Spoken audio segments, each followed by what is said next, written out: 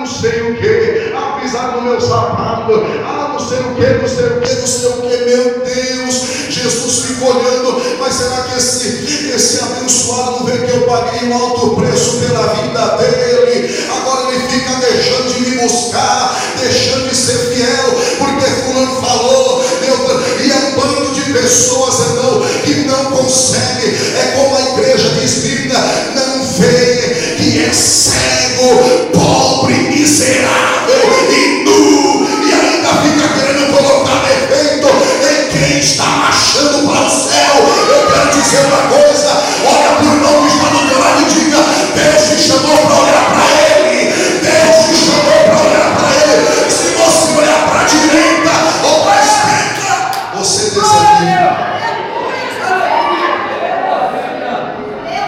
Se eu for olhar para os lados, fala para o irmão que está falando, não olhe para os lados, olhe para o autor da tua fé, olhe para o Espírito Santo que está na tua vida. Aleluia, olhe para o que Deus tem falado com você. Irmão, eu me apego na promessa, prometeu. Pode para minha família, pode para quem for falando, mas eu me apego na promessa. A promessa de Deus é o combustível na vida do crente. Agora escute uma coisa: o homem carnal, mas que vive como não regenerado. O homem regenerado espiritual, qual é a característica de um cristão que é espiritual? Pergunta para o irmão: você sabe como é um cristão espiritual? Fala para ele: olha para mim, você não está vendo? Fala para ele, olha para mim. Dá um close aqui, você vai ver o que é um homem espiritual. Fala para ele, irmão, dá um close. Eu estou profetizando. Dá um close aqui, pastor João, você vai ver o que é um homem espiritual. Aleluia. Profetiza para ele: eu estou vendo, aleluia. Eis que os meus olhos veem, aleluia. O que é um cristão espiritual? Aí eu fui procurar na Bíblia, eu fiquei olhando na palavra de Deus. Primeiro, o cristão espiritual é servo de um propósito. Ele tem um propósito e ele é servo daquele propósito. Lembra de Elias, quando Elias recebeu a missão de profetizar contra os profetas de Baal? Elias então ele se preparou para executar aquela missão. E a Bíblia diz que Elias recebeu uma palavra de Deus e ele convocou os profetas de Baal para o desafio do Carmelo, dizendo: olha, o Deus que respondeu o sacrifício com fogo, este será o verdadeiro Deus. Mas Elias ele se preparou, ele teve um propósito na sua vida. Outro homem que se destaca nesta linhagem de propósito, um cristão que tem um propósito, que é o maior, considerado um dos maiores líderes do Antigo Testamento, para mim, só perde para Moisés. O nome dele é Neemias. Neemias ele foi um modelo de servo com propósito. Por quê?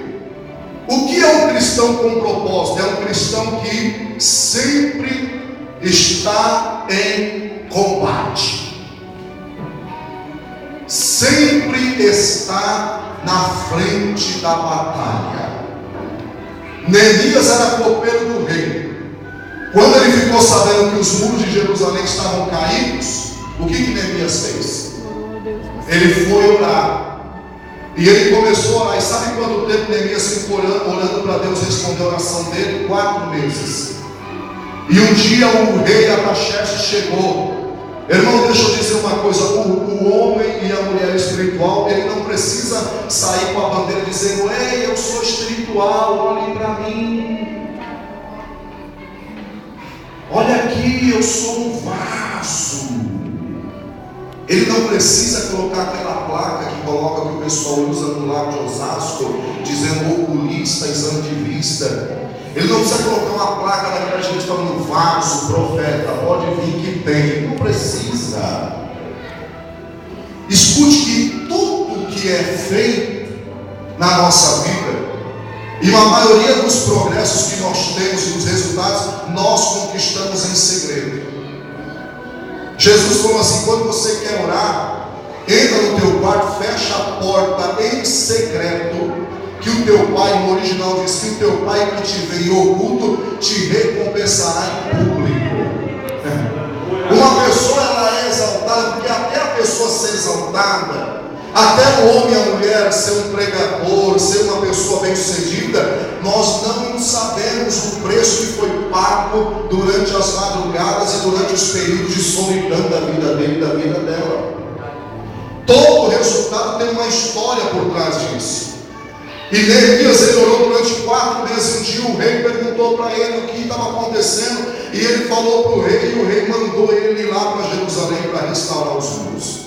Propósito: sua fé não está apoiada em emoção humana, mas no Evangelho de Cristo. O que Paulo diz em 1 Coríntios, capítulo de número 2, versículo de número 5? Diz assim: para que a nossa fé não se apoiasse na sabedoria humana, mas no poder de Deus. Agora escute uma coisa que eu vou dizer.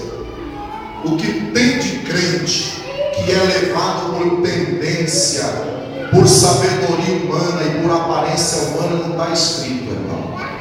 Você quer ver? Hoje nós estamos aqui, faltou algumas pessoas. Se tivesse aqui na praça um show gospel, e tivesse um show gospel, um ator, um artista e evangélico, cantor, a igreja ia estar vazia. Porque muitos ainda estão apoiando a fé do homem. Escute, muitos estão apoiando a fé na criatura.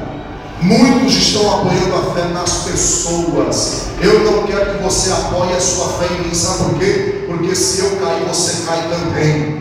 Eu não quero que você apoie a fé. Olha para o irmão que está do lado e fala: eu não sou nada. Fala para ele: não apoie a sua fé em mim, porque se eu cair, você cai. Se eu tropeçar, você tropeça também, porque você vai ficar olhando para mim, você vai ficar vibrado em mim. Tem muitos lugares, tem muitas igrejas que ensinam isso, e ensinam o povo a não ler Bíblia, e fala até: se você não precisa nem jejuar, que nós jejuamos por você. Estão apoiando a fé da multidão em cima dele. Se ele cair, aquela multidão toda cai. Mas o Evangelho diz: para que a sua fé não se apoie em homem, mas aonde?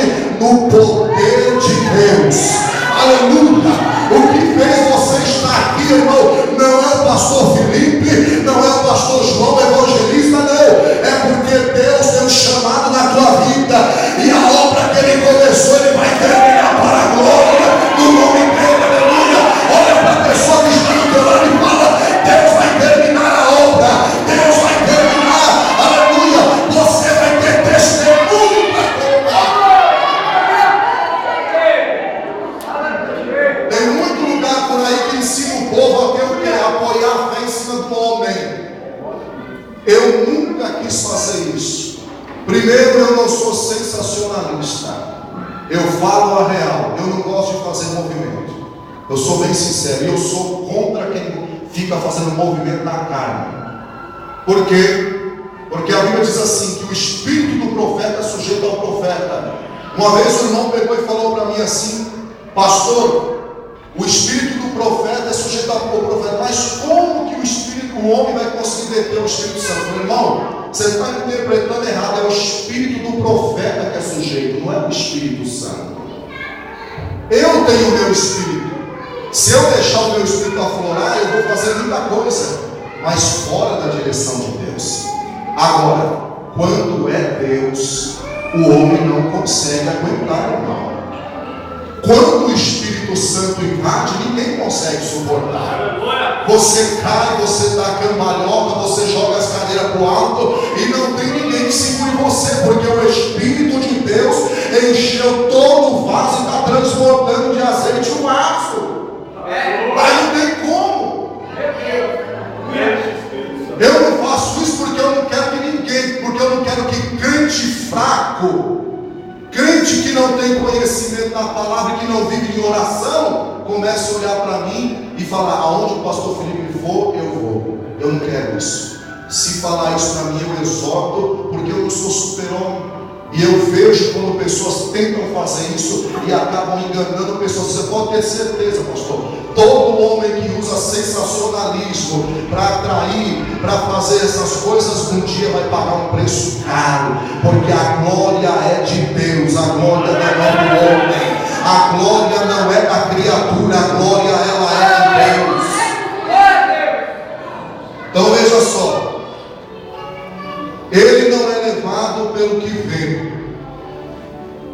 não atentando, mas é impulsionado pelo que não se vê. O que tem aí, irmãos, de pessoas que são levadas pelo que se vê? O que é não atentar? Nós não atentamos para o que se vê, quer dizer, eu vejo o que a mídia está produzindo, eu vejo as coisas que estão acontecendo, mas isso não consegue penetrar no meu coração. Paulo falou: todas as coisas me são lícitas, mas eu não me deixarei ser dominado por ela.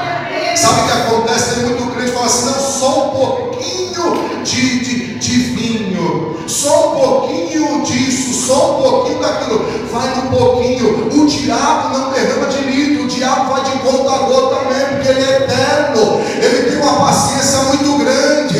Aí ele vai de conta a gota, ele vai de conta a gota, de gota em gota. A Bíblia diz: não vos embriaguei com vinho de a contenda, mas enchei-vos do Espírito Santo.